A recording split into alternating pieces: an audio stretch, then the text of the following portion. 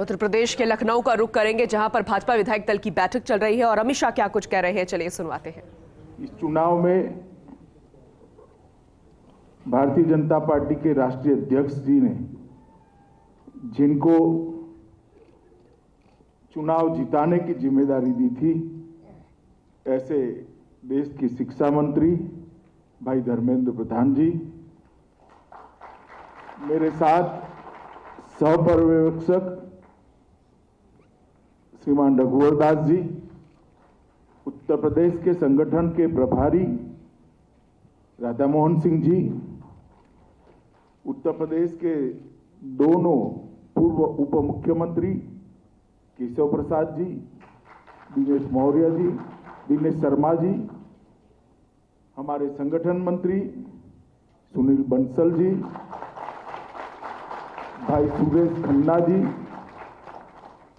आशीष सिंह जी, संजय निषाद जी, और आज इस बैठक में यहां पर उपस्थित सभी विधायक दल के सदस्य भाइयों और बहनों, आज हम सब के लिए बहुत आनंद का विषय है कि आज उत्तर प्रदेश विधानसभा का एक नया इतिहास लिखने का क्षण इसी सभागार के अंदर हो रहा है।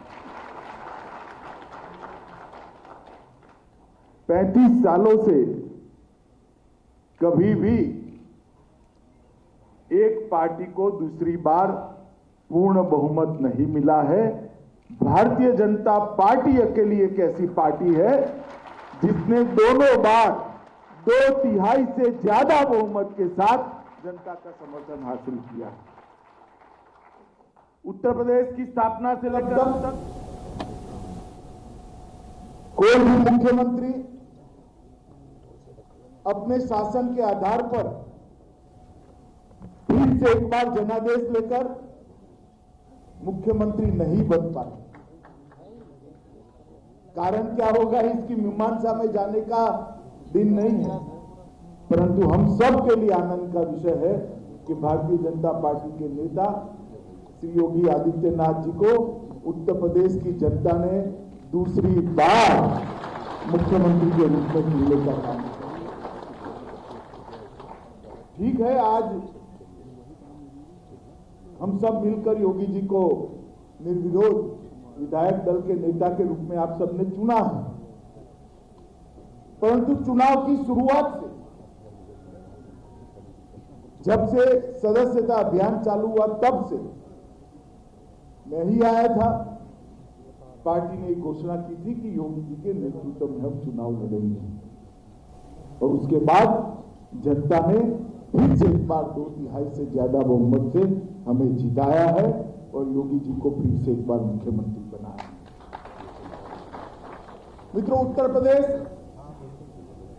एक प्रकार से कई सालों से अस्थिरता का केंद्र रहा, राजनीतिक अस्थिरता का केंद्र रहा। आजादी के शुरुआती समय के बाद यहां पर धीरे धीरे मूल्यों का भी क्षरण हुआ और राजनीतिक विचारधाराओं का भी क्षरण होता गया, और परिणाम स्वरूप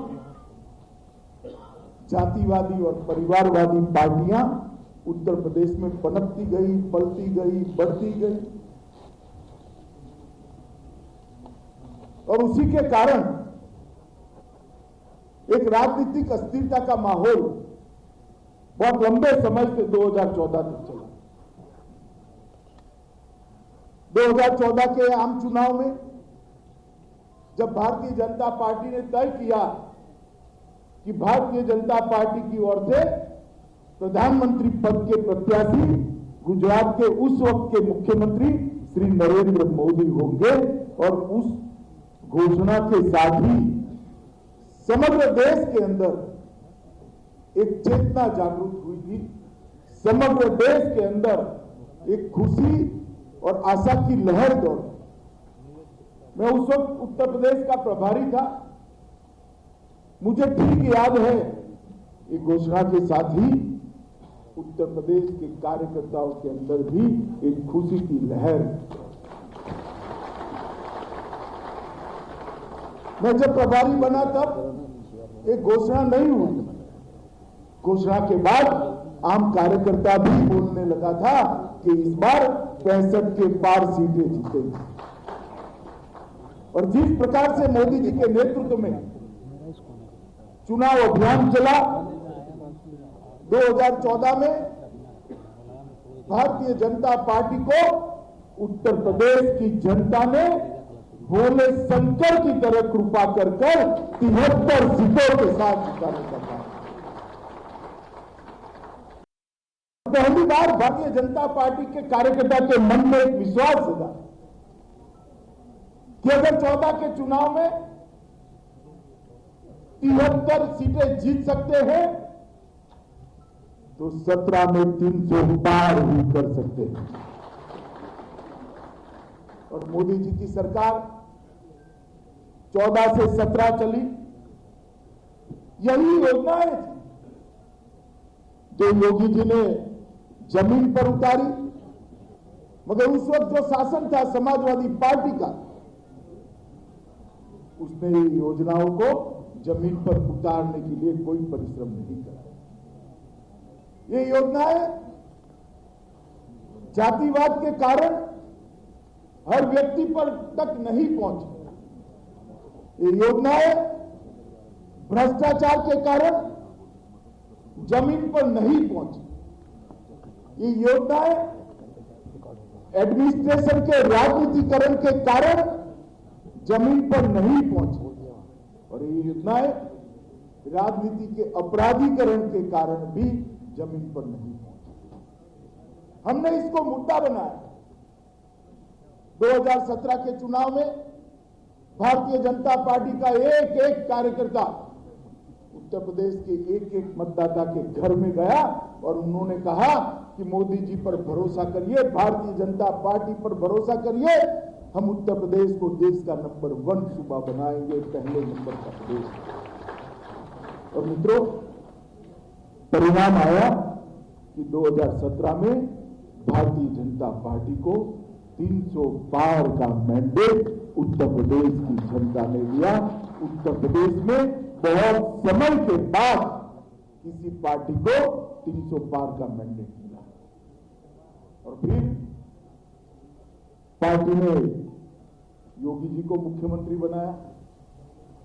ढेर सारी चुनौतियां थी, बिखरा हुआ अर्थतंत्र था, छिन्न विछिन्न प्रशासनिक ढांचा था। जैसे पहले मैंने कहा, पूरे प्रशासन का राजनीतिकरण हो चुका था और राजनीति का अपराधीकरण हो चुका था। कानून और व्यवस्था की स्थिति में कोई ठोर ठिकाना नहीं था। औद्योगिक निवेश के लिए जो सम्मेलन मुख्यमंत्री करते थे वो दिल्ली में करने पड़ते थे, क्योंकि उद्योगपति लखनऊ सम्मेलन में आने के लिए भी तैयार नहीं थे। इस प्रकार की राजनीतिक स्थिति थी। गरीबों को लोकतंत्र के अंदर श्रद्धा ही नहीं बची थी।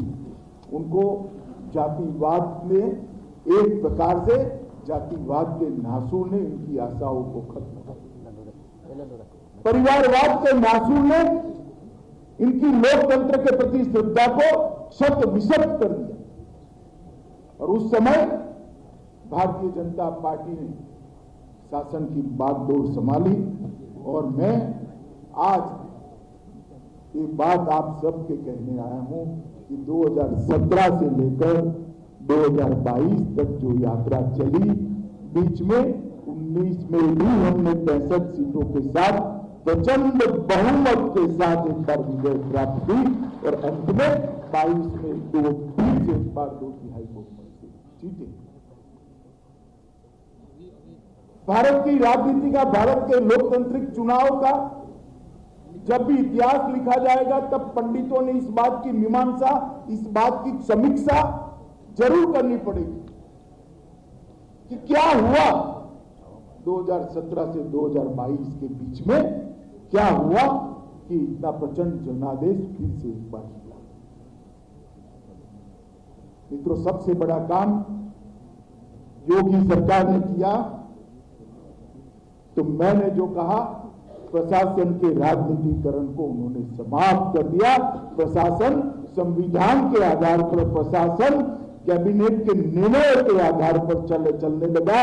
कोई जाति विशेष के लिए प्रशासन काम नहीं, और राजनीति का अपराधीकरण बंद हो गया। माफिया, गुंडे